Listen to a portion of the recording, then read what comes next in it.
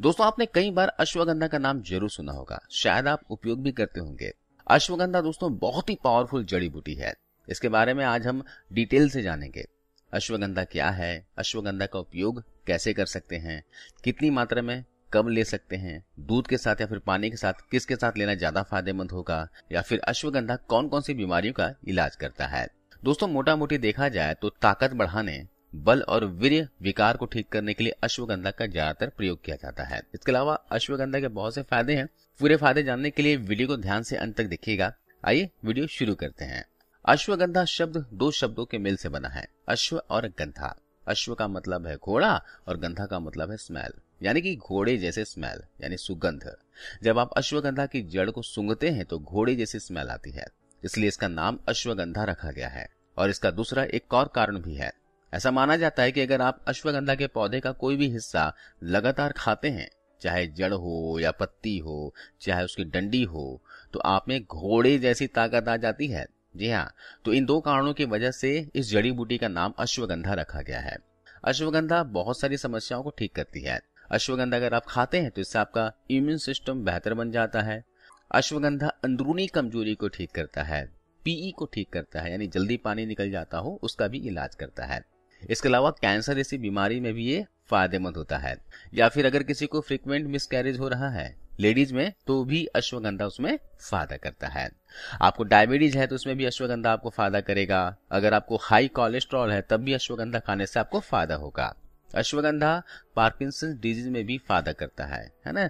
कई लोग के हाथ पैर बहुत कांपते हैं, उसमें भी ये जबरदस्त फायदा करता है। मेमोरी लॉस में फायदा करता है। अगर आप इसका रेगुलर सेवन करते हैं तो मेंटल फंक्शन को डिक्लाइन होने से बचाता है और इंटेलिजेंस को बढ़ाता है।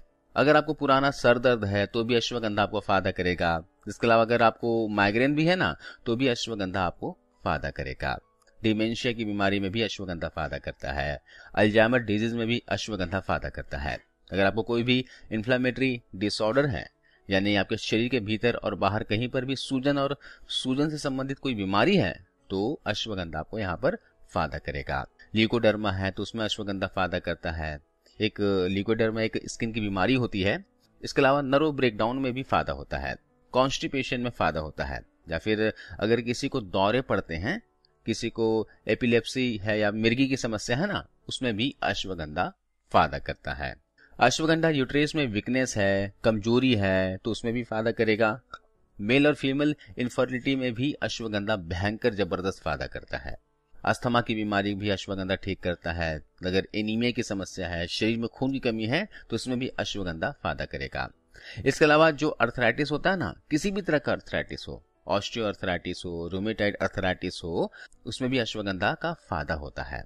अगर आपको फ्रोजन शोल्डर की समस्या हो गई है तो उसमें भी अश्वगंधा खाने से बेनिफिट होता है। अगर आपको साइटिका पेन है ना, तो उसमें भी अश्वगंधा खाने से आपको फायदा होगा।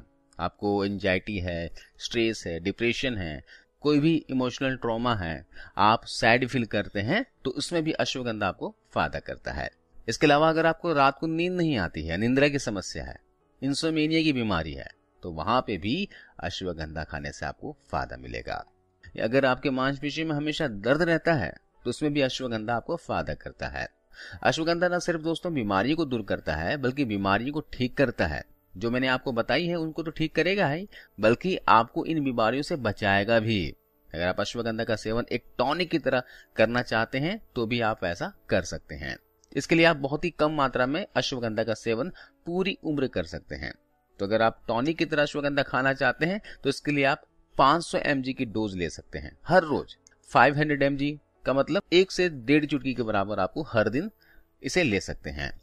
इसके अलावा जो अश्वगंधा होता है ये हार्ट के लिए भी अच्छा होता है, हाई ब्लड प्रेशर के लिए भी अच्छा होता है और लीवर के लिए भी बहुत अच्छा होता है। इसके साथ ही ये इन्फेक्शन को दूर करता है, फिजिकल वीकनेस को दूर करता है, यानी कि अगर आपको कोई शारीरिक कमजोरी महसूस होती है उसमें आपको फायदा करेगा।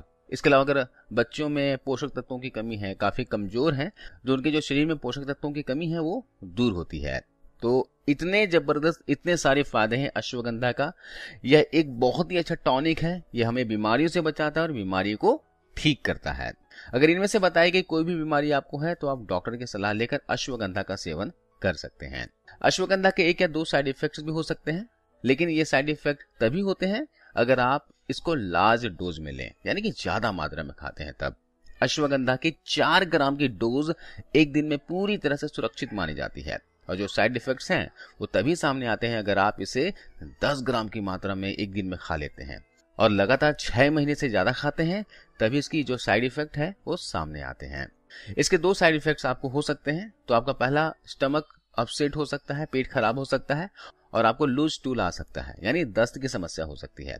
लेकिन ऐसा तभी होता है अगर आप इसे ज्यादा मात्रा में खा लेंगे, यानी 10 ग्राम की मात्रा में कई लोग खा लेते हैं, चम्मच भर कर अश्वगंधा पाउडर दूध के साथ ले लेते हैं, उनको इस तरह से नुकसान कर सकता है। अगर आप इसे नॉर्मल डोज में खाते हैं, इसकी जो मैक्सिमम नॉर्मल डोज है मैं आपको बता दूं, जैसे बताया था 4 ग्राम की मात्रा में एक दिन में आप ले सकते हैं। मतलब कि आप आधी छोटी चम्मच की मात्रा में रोजाना दूध के साथ ले सकते हैं। आप इसे रात को सोने से पहले दूध के साथ ले लीजिए। अगर आपको दूध नहीं पसंद हो, दूध किसी वजह से नहीं लेना चाहते हो, तो यहाँ पर आप इसे नॉर्मल पानी के साथ भी ले सकते हैं। इसके अलावा आप इसे सुबह के समय भी ले सकते हैं। सुबह लेना चाहें तो आप दही के साथ, छाछ के साथ ले सकते हैं इस गर्मी के मौसम में, या फिर आप इसे जूस के साथ भी ले सकते हैं, स्मूदी के साथ ले सकते हैं। अश्वगंधा का सेवन लगातार किया जा सकता है। आप इसे ले रहे हैं तो हर 3 महीने में 15 दिन का गैप दीजिएगा। 3 महीने लगातार लेकर 15 दिन गैप देना है, फिर वापस से 3 महीने आप इसे ले सकते हैं, लेकिन क्वांटिटी का ख्याल रखिएगा। उम्मीद है आपको ये जानकारी, ये वीडियो अच्छी लगी होगी। धन्यवाद।